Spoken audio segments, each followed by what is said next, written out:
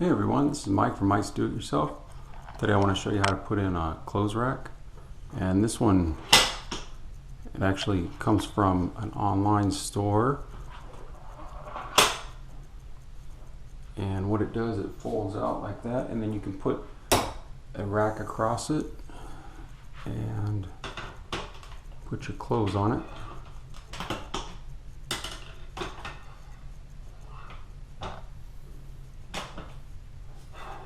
Slide it all the way out. That's how it looks when it's all put together.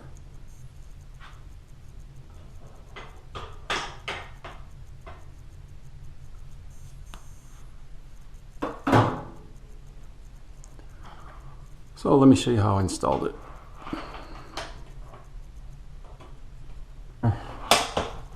I'll start with this one. I'll show you how it's on.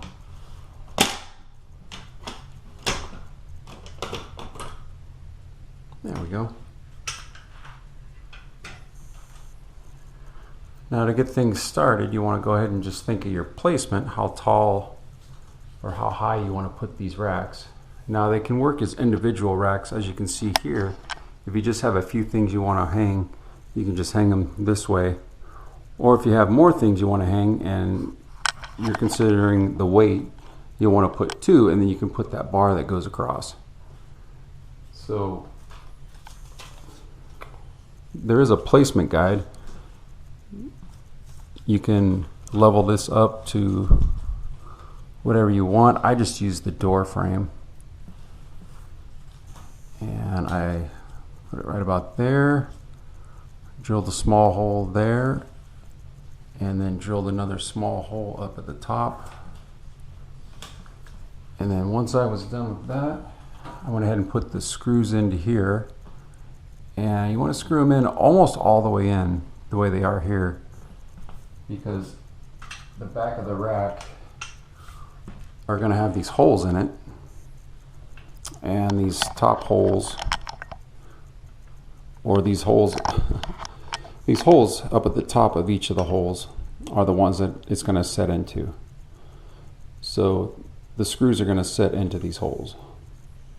So when you push it to the back, you want to line up the holes, and then you'll pull it down, and then it'll fit into there just the way it's supposed to, and that way it won't come off the wall.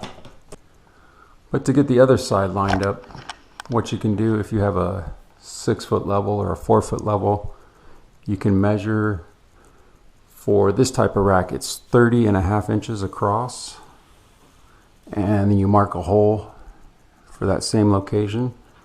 So you would go 30.5 inches from here across and mark a hole. And then for the top screw, you do the same thing. Go ahead and measure 30.5 inches across and then mark a hole.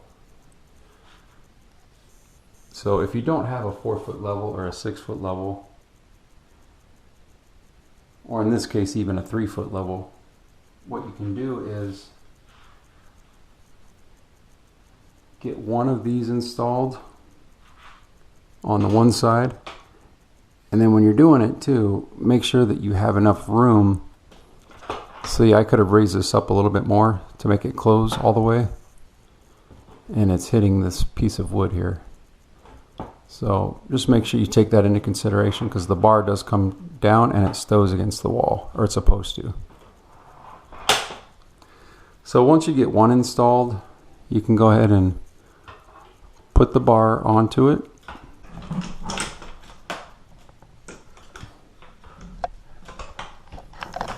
You can open up the other rack.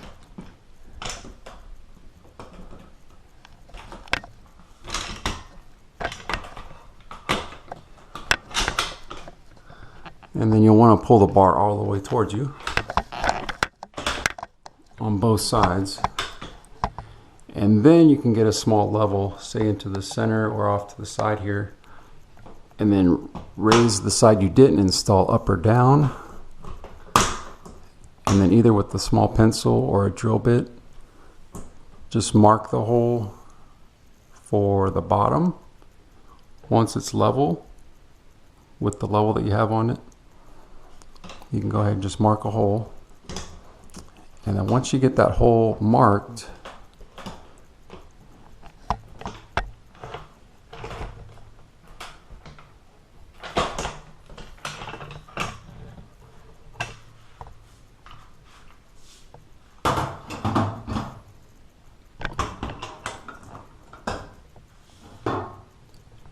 so here's the small level that you use on that crossbar. And then once you had it exactly level the way you want it, then you would mark the bottom hole or use your drill bit and just drill into the wall there. And then once you drill into the wall, you can line this hole up and then go ahead and mark your top hole.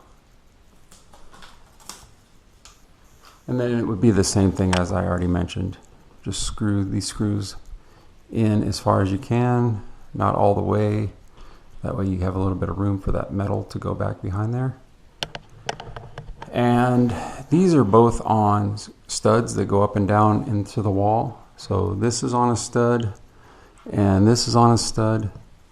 And if you measure 30.5 inches and you can't get two studs to line up where the 30.5 will line up, you can use these wall anchors and you just make a hole a little bit smaller than the opening of the wall anchor, and then you just push it in, hit it in with a hammer, make sure you get this flush, and you can just use it for the top and the bottom.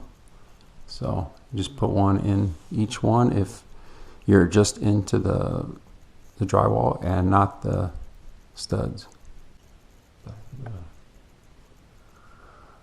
Well, this has been Mike from Mike's Do It Yourself.